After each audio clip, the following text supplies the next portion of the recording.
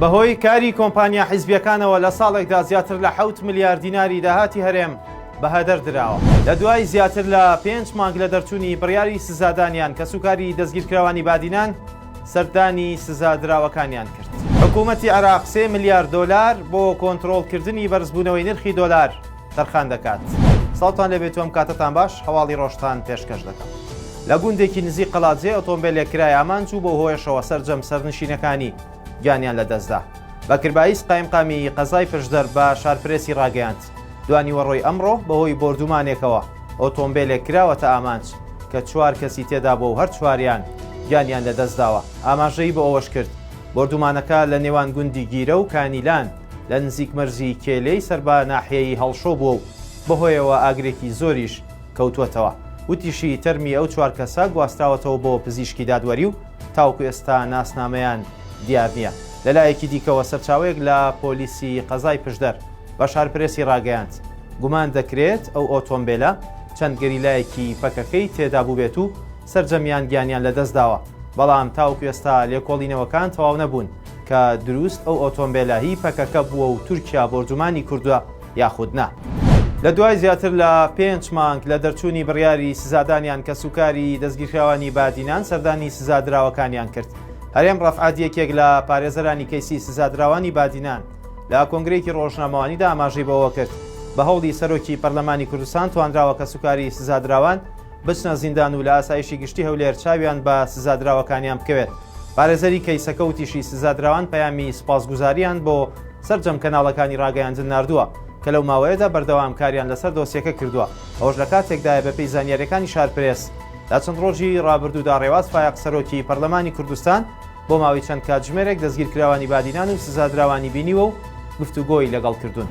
ئەندامێکی پەرلەمانی کوردستان ڕایگەیاند بەهۆی قاچاقچێتی و کاری کۆمپانیا حیزبیەکانەوە لە ساڵێکدا زیاتر لە 7 ملیار دیناری داهاتی هەرێم بەهەدەر دراوە. عومەر گوڵپی ئەندامی لیژنەی دارایی لە پەرلەمانی کوردستان لە کۆنفرانسێکی ڕۆژنامەوانیدا ڕایگەیاند لە دوای گەڕان و لێکۆڵینەوە لەبارەی داهاتی هەرێمی کوردستانەوە بۆی دەرکەوتووە بەهۆی قاچاقچێتی و کاری کۆمپانیا حیزبیەکانەوە لە ماوەی 1 مانگدا 611 ملیۆن دینار لە داهاتی هەرێم بەهەدەر دراوە کە ساڵانە دەگاتە 7 ملیار و 334 ملیۆن دینار. ئەو پەرلەمانتارە باسی لەوەش کرد بەهۆی ئەو قازانجە زۆرەی کە کۆمپانیا حیزبیەکان لە گرێبەستەکاندا دەیکەن جیاوازێکی زۆر لە نێوان داهاتی حکوومەت و قازانجی کۆمپانیەکاندا هەیە. بە جۆرێک مانگانە حکوومەت بڕی 250 ملیۆن دینار و کۆمپانیەکانیش بڕی 2 ملیار و 500 ملیۆن دیناریان دەست دەکەوێت. ئەوش لە کاتێکدایە بەشێک لە پەرلەمانتارانی کوردستان بەردەوام هۆشداری لە زۆربوونی قاچاقچێتی و گەندەڵی لە خاڵە سنوورەکانی هەرێمدا دەدەن. لە ئەنجامی هێرشێکی چەکدارانی داعش لە باشووری کەرکووک ئەفسەرێکی سوپای عێراق کوژرا. درنگانێکی شەوی ڕابردوو چەکدارانی داعش لە سنووری ناحیەی ڕەشاد لە باشووری کەرکووک هێرشیان کردە سەر سوپای عێراق و بەهۆیەوە ئەفسەرێکی سوپا کە پلەی نەقیب بووە کوژراوە. ئەم هێرشە یەکەم هێرشە لە ماوەی 1 مانگی ڕابردوودا کە لە سنووری باشووری کەرکووک ئەنجام بدرێت.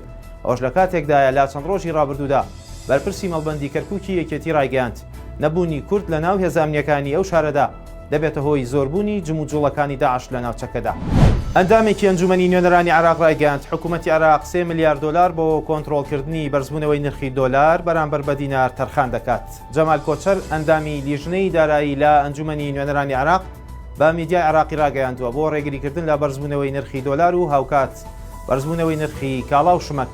بانکی ناوەندی عێراق 3 ملیار دۆلاری تەرخان کردووە.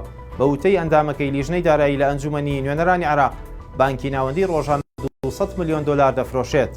ڕۆژی سیوێکی ئاداری ڕابردوو پەرلەمانی عێراق بەرگەی یەکەمی پرۆژە یاسای بودجەی پەسەند کرد کە بریتی بوو لە جێگیرکردن 1 دۆلار بەرامبەر بە 1450 دینار.